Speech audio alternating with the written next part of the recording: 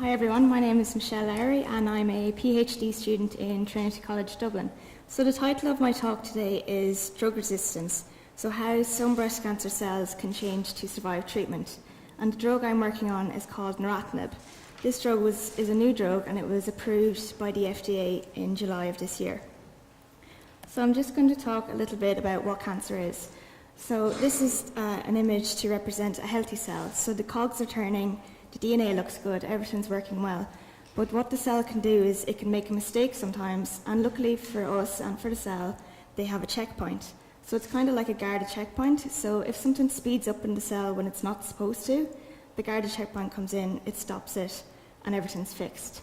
But over time, what can happen is this guarded checkpoint can slow down or get a bit smaller. So what can happen is the mistake is not detected and it's not dealt with. And this is what a cancer cell is.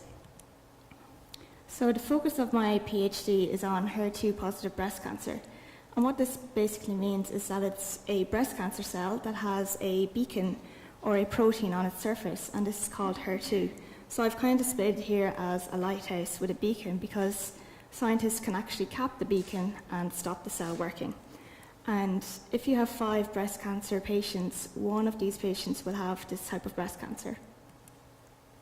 So the focus of my PhD is on drug resistance, and so this is like in the clinic. So this first cell here is to represent one patient, and the drug I'm working on is Neratinib. So when you treat these cells with Neratinib, what happens is Neratinib comes in, it caps the protein or caps the lighthouse, so it stops it working. And in doing so, it stops the cogs turning and Neratinib works. So that's one patient.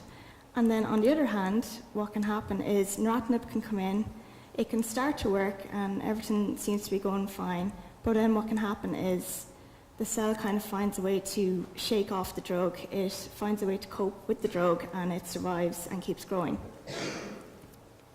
So my research is based on the 2 examples that I just gave. So this is a picture of my cells in the lab. So these are HER2-positive breast cancer cells. And when I treat them with Neratinib, they all die. So this is like the first patient that I described. And what I have developed is a second cell line. So when I give the cells little bits of Neratinib, and I increase it over a 6-month time period, what can happen is the cells can kind of start to shake off the drug. They no longer care about the drug, and they found a way to evade it. So Neratinib no longer works. So this is like a patient in the clinic. And my job is to go to the lab and try and find the differences between the 2 and actually do something about it. So I have found a difference. This is relatively new research, but I'm really excited about it. So what I've found that in these HER2-positive breast cancer cell lines, what I've found is that there's actually a second beacon on these cells. And so this cell is like a little factory for this light bulb or this beacon, and it tips the balance. So it produces more and more of this. And I believe that that's the reason Neratinib is no longer working in these cells. So what I have found just in the last few weeks is that if you treat the 2 beacons, so if you stop them both working, what you can actually do is kill the cell. And in doing so, you're actually shutting down the factory, let's say, and you're restoring the balance. And in doing so, Neratinib works again. So why is my research important? Everybody's research is important, but I feel that my research is important because we need to give the patients Neratinib if it's going to work, and we need to give them the best chance of survival. But what I'm saying is, what about these patients that have the extra beacon?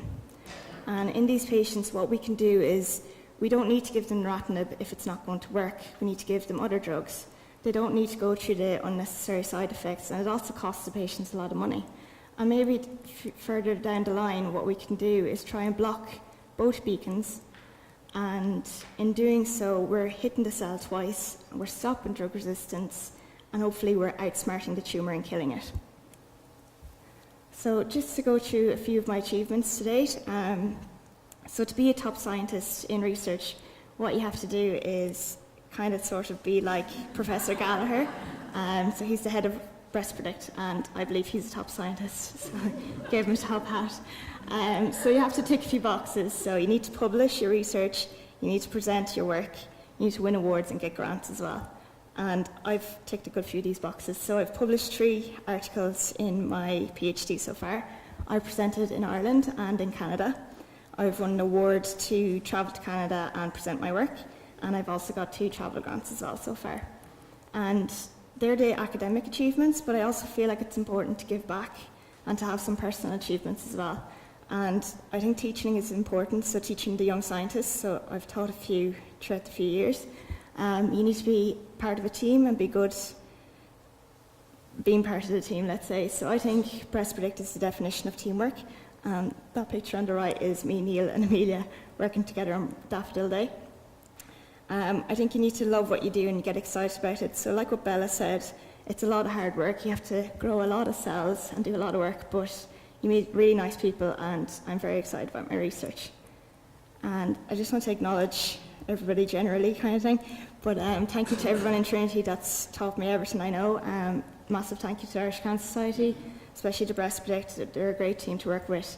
To everybody that fundraises with me, and especially to my parents for getting me through all the college years. Thank you very much.